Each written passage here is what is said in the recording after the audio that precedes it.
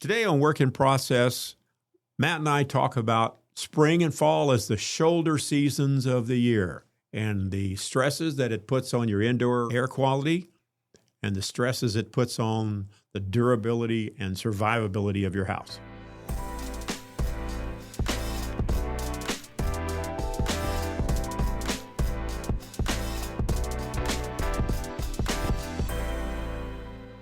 And shoulder seasons are tough, aren't they, Tim? They're not the same as the peak of the winter or the peak of the summer. What do our houses experience in the shoulder seasons? One of the implications is that because the temperatures are temperate, right? They're not really cold, they're not really hot.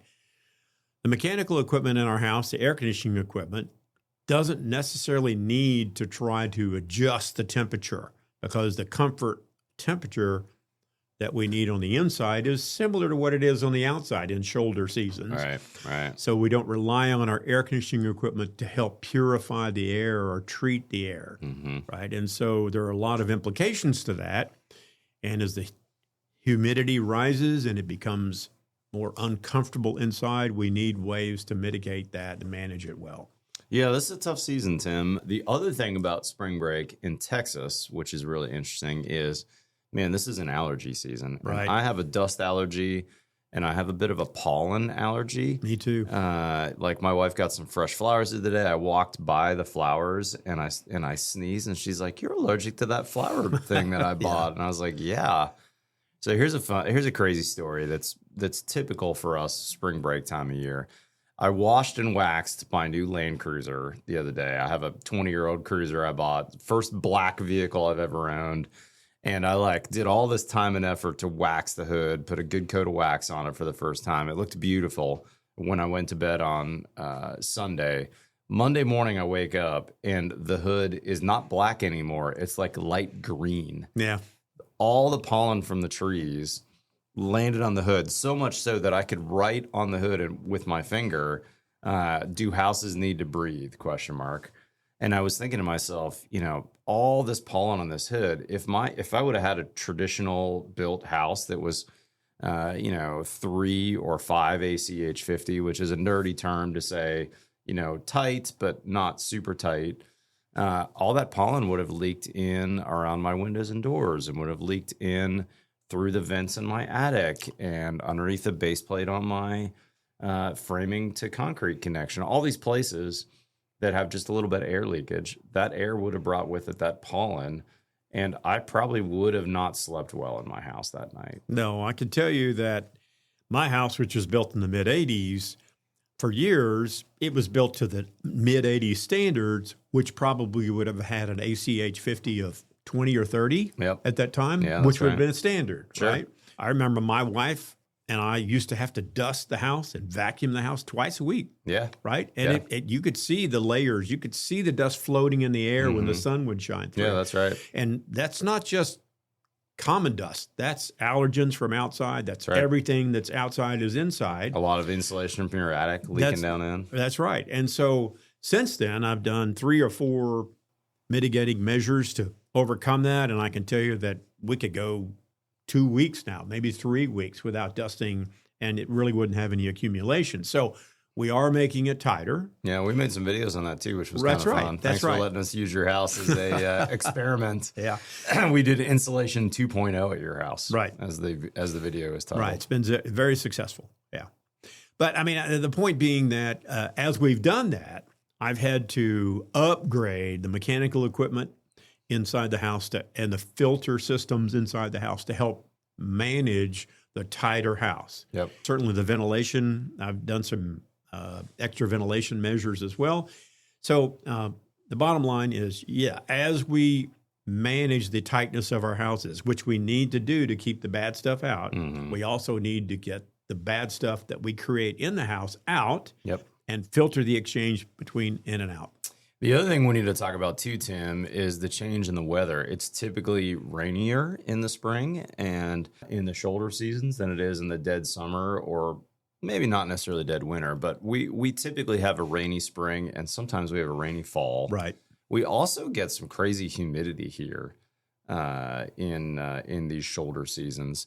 And back to your point earlier about our equipment not running as much, if you have a V8 engine to cool or heat your house, but it's not super hot outside or not super cold, you don't need the V8 engine, or your engine just runs for short periods of time. Right. Which means we're not getting as much filtration from our system. We're not getting a whole lot of dehumidification because the AC needs to run for at least 10 to 15 minutes before the coil is cold enough to have water accumulate on the coil. And then remember, if the water is accumulated on the coil but then stops running, that water will evaporate into the air, and we actually didn't create any dehumidification. So we've got this really tough season for a house when it comes to spring break. Yeah, and people create a lot of humidity through bathing and cooking, and if our air tightness is what it should be in modern homes, then that's not being removed just by air conditioning equipment all the time, especially if it's, as you say, not running very often. Yeah. And so maybe we need supplemental dehumidification equipment. And it's, right. If you have an older home, you can get standalone dehumidification equipment. Just sits in the corner of a room. Works great. Right. $300 plug-in model. Right. Or you could retrofit a dehumidifier up in your attic as part of the system itself.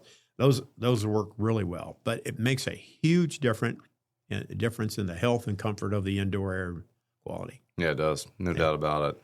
Now, Tim, let's switch gears and talk about maintenance in the spring. What do we need to think about when it comes to, what do we need to do spring and fall, for that matter, shoulder seasons when it comes to maintenance? Well, certainly manage all of the mechanical equipment in the house. Change all of your filters. Clean out your condensate drain lines because they have a tendency to build up muck and mildew and algae that clogs them up. Yep. They're going to put out a lot more condensation in those seasons. And so you got to make sure the drains are flowing well. And then this peripheral things. Make sure your gutters are clean so you don't get any back leakage from water backing up on your roof eaves. Make sure that the drainage around your house as well so you don't get any overflow, and leaking through your bottom plates. Yep. A lot of just common maintenance practices twice a year, spring and fall is a great time to do it. What do you think about spot filtration, Tim? What's your recommendation for homeowners, general contractors about doing more than just your furnace filter? Do you get the question? I do. I would like to say, though, that if you have a good filtration system on your air conditioning and furnace, one option is just to run it continuously on low, right? And most newer systems, when they need to run at a higher speed, they will. They'll ramp up and run at that higher speed to actually cool or heat as needed. But when they cycle off the heating or cooling, they'll start running at a lower and then continue to filter air on an ongoing basis. Yeah. Supplemental to that, sure, it makes a great idea to have an air purifier in like your sleeping area. Yeah, that's what I do. Or maybe your cooking area to get those pollutants out, whether they're allergens or cooking pollution. Those things generally work great for supplemental filtration. Let me add one caveat on the fan on setting for your furnace. If you have supplemental dehumidification, fan on is no big deal because your dehumidifier can kick on and dehumidify if necessary. Right. But if you don't have that, you got a 10, 15, 20-year-old system, there's no dehumidifier in the house, fan on can actually be detrimental to your humidity control because your coil might get really cold and have condensation on it. Right. But then the coil turns off because the temperature has been satisfied, and the fan will blow and rehumidify that. It's pulling that moisture back off the coil. Pulling that moisture back off the coil, exactly. So right. If you don't have supplemental dehumidification, you're actually better off with auto mode than you are on mode with your fan, correct? That's right. Yeah. So this is a little bit nuanced. A little bit nuanced. That's right. It's subject to change potentially. Yeah. Is there anything else when it comes to spring or fall maintenance that you think people need to be thinking about besides filters, HVAC, some of that kind of stuff? We're always tempted to keep or open our windows and doors when the temperature outside's nice, and we want that fresh air. Yep. But understand there's a trade-off when we do that, right? And we're allowing the indoor to become the outdoor. Yeah. And for certain days that might be okay, but as long as you understand that can be detrimental, and I certainly wouldn't do it for a long period of time. Many years ago, maybe we were climatized or adjusted to that, and allergens were not as big a problem. And I think people used to brag about sleeping out on a screen porch or leaving the doors and windows open all the time. I remember almost all doors used to have screens on them, so people could leave those open. Yeah, that's right. And I just remember when I was a kid, people didn't seem to have reactions to allergens as severely as they do now. Oh, that's interesting. I don't know what that is or what the phenomenon is that might cause that, but certainly I think everybody has to adjust their living habits based on their own health and sensitivities. I just know that. So your hypothesis is we're more sensitive today than we were 20 or 30 years ago. I know I am. Yeah. And my family seems to be. I wonder if that's because we're seeing less assault on our system on a daily basis. As a quick, for example, my wife's a physician, and when my daughter was born, they said, "Oh, don't let the kids have any peanuts for the first 2 years of their life," or some version of that. I can't remember the exact scenario. Well, Olivia has a pretty severe peanut allergy. Yeah. And the physician community has walked back that advice now. Don't take this as advice for your kids. Please look this up to make sure I'm correct. But there's some version of, actually, they should be exposed to some things at a young age, because the physician, one of the doctors we talked to, or one of the allergists we talked to, said, it's because Olivia had no exposure to that for this period of time in her life. Now she's real sensitive. And actually, it would have been better if she would have had some exposure to peanuts or honey, or I can't remember what all the things are.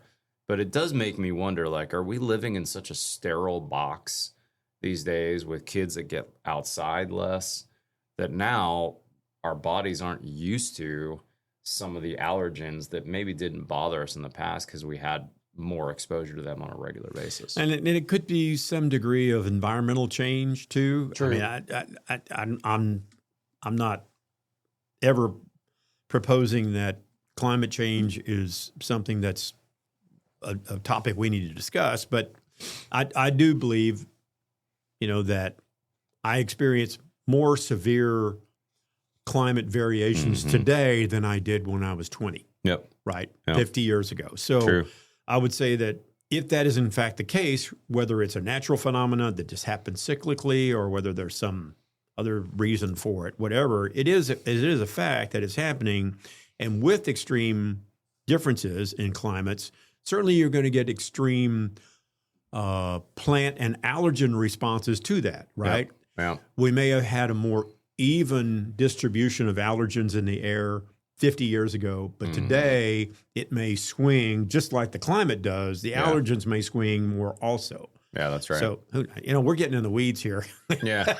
But Yeah. I think it's an interesting topic. For sure. Yeah. Let's close with one other maintenance / spring thing that I think is worth talking about. Springtime, we usually get a lot of storms. Like we had a storm here in Austin that was, an inch rainstorm over an hour or two not long ago. I can't remember if it was last weekend or weekend prior. But I like to get outside in my big raincoat or my umbrella during a big storm and take a look and see how the house is performing. I realized the other day that I was missing I basically had a clogged French drain, and I was getting massive pooling water in one section of my house because the water wasn't able to get into the drain and flow away. Right. And it was enough that I was like, gosh, if we would have had another inch or two of rain, I might have had a flood on that low corner of my house. And not necessarily at my house, but I've seen plenty of houses where you're like, gosh, I didn't realize that this whole side of my house was getting soaked when it rains. Maybe I should add a gutter here. Or do I have splash blocks that are getting that water away from my in-ground foundation? It's really wise to go out during a pretty decent rainstorm, especially with some wind involved. Look at what's getting wet on the house and see, hey, are there things that I could be doing? Do I have gutters that are clogged? Do I need screens on these gutters? Do I need to add gutters? Do I need to pipe things away? Do I need to add a French drain? Because it's that extreme weather when houses take a beating. It is. And contouring your grade so that the drainage is away from the house, aggressively away from the house, preferably, because if it's not, one, of course, you can flood your house. But second, ponding water or concentrations of lots of water around your foundation are horrible for your foundation. That's right. That stress from overly damp soil on one side and drier soil on another side can exert enough pressure, upward pressure or downward pressure on your foundation to make it fail. That's right. Yeah. Especially here in Texas where we've got expansive clays and neighborhoods with really bad soil. Right. Yeah, that's for sure. Tim, why don't you give us the takeaways? Give us the kind of wrap up on today's podcast. Well, I think it's important that everyone, whether you're building a house or whether you are living in a house for long term, keep these things in mind about the variance from season to season and the stresses that your house exhibit and the indoor environment present. And manage that. Put it on your calendars. Yep. You know, in March, think about doing these things. Yep. Think about the things that the house is going to experience during these next few months that it's not necessarily experiencing in other months. Yeah, that's right. And manage that. Prepare for it. Adapt to it. Maintain to it. All those things that are just part of being a good, responsible homeowner. And secondly, a responsible steward of your family's health, because that's important. Everybody uses their home as their safe haven, their comfortable environment to enjoy their life and their family experience together. You know, why not take that extra step to make it the best experience possible? Yeah, that's right, for sure. Tim, thanks for having me on the podcast, man. Always good to be here. It's always great to have you, Matt. Thanks.